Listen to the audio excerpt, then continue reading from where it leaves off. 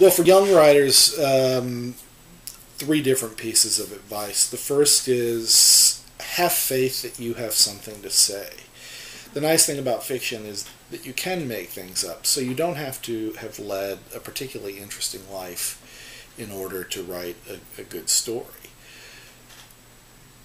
The idea I think a lot of young writers come to nonfiction with is that I'm boring.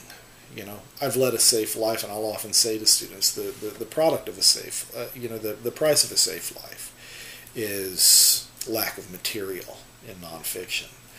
But what you have to recognize is that there's always something in our lives, if we're willing to push deeply enough. Always something that we've encountered or read about or investigated, even if we didn't know we were investigating it, that leads us to subject matter that can become worthwhile nonfiction. And that leads me to point number two, which is I said the great virtue of the essay over fiction is that it has this discursive or analytical mode.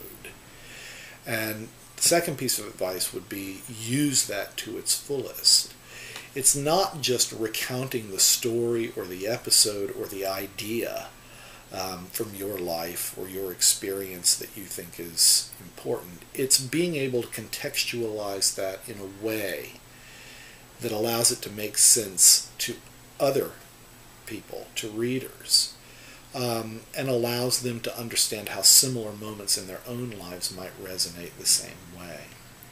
And the third piece of advice is don't be afraid to play around. Students and even professors often don't recognize that they are educated in one principal rhetorical mode. We joke about how students write these 5-paragraph essays that they've written since middle school, but the reality of the situation is the vast majority of student essays that are written in the humanities, and I would argue social sciences in college, are variations on that 5-paragraph essay.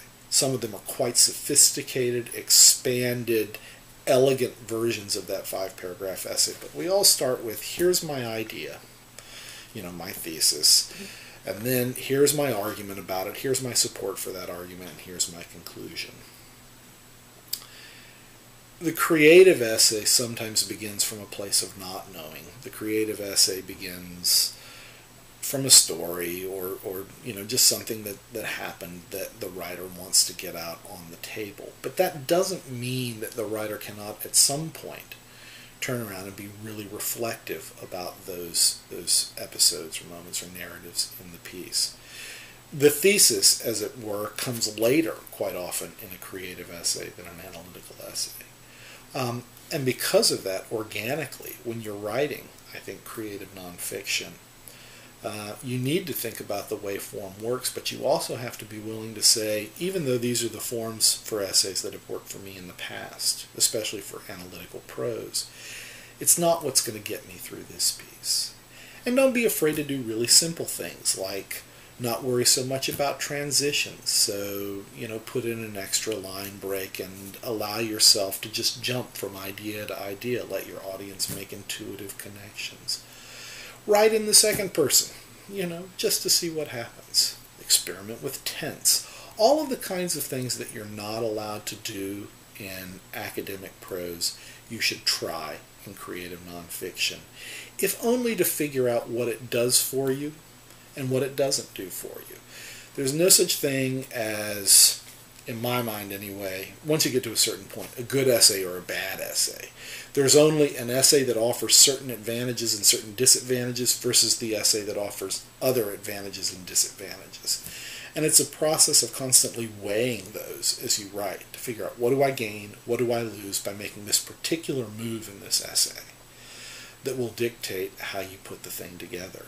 And I really think that's what students need to be aware of as they write. What do I gain? What do I lose every step of the way? And that would really be my big advice for young writers coming to the craft. Okay.